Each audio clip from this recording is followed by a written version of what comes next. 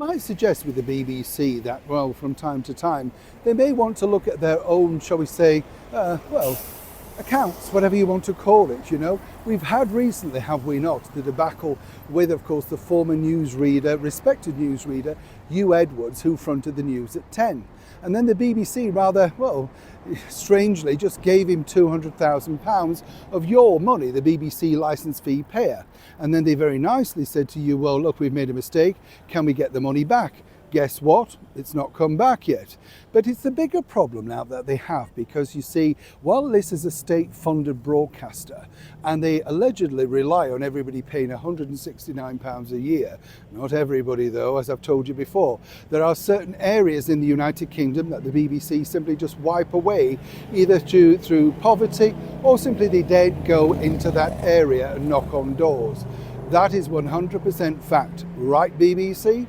But what's more fascinating is this, you see, they look towards their stars and we're supposed to be thrilled that they pay £1 million a year, say, for Gary Lineker, or this man, Clive Myrie. Now, Clive, of course, is a consummate professional who's been promoted over the last few years enormously, fronting his own quiz show, Mastermind, appearing on many documentaries talking about his heritage, that sort of thing. You know, he's the phrase I always makes me laugh, this golden boy, you know.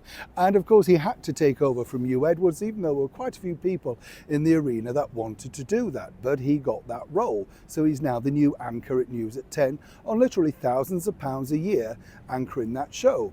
And then this emerged. That's right, it appears that, you see, one or the other side forgot to declare all of these outside interests that Mr. Myrie gets involved with. This is like public speaking, events, that sort of stuff. And as you can see, a colossal amount of money, and this is in just a short space of time. Now, the bigger problem I would say about that is it's not the fact that he's forgetful and can't remember that he's forgot to put these things through, or whether it's him or indeed the declaration to the BBC. But look at the people that he's actually working for. The Police Federation, for instance, and all these other companies. How on earth can you report impartially if in turn you're actually being paid by certain companies? It just doesn't make sense. He's not alone. The breakfast TV presenter, Naga Munchetty, she likewise has fronted things for banks in the past and that sort of stuff.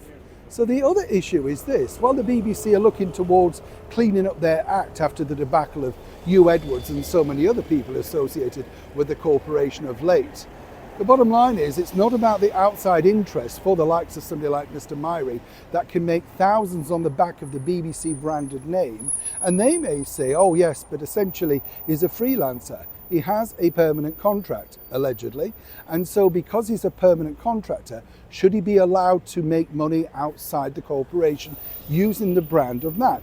They only book him because he is the News at 10 anchor.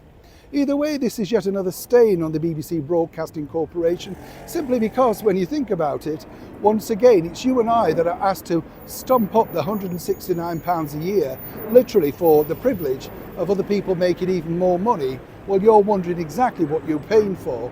And when you look at the channels and the endless repeats, and of course the, shall we say, decline in moral standards for the BBC, what truly are we paying for? As ever, please let me know what you think to this particular story in the comments below.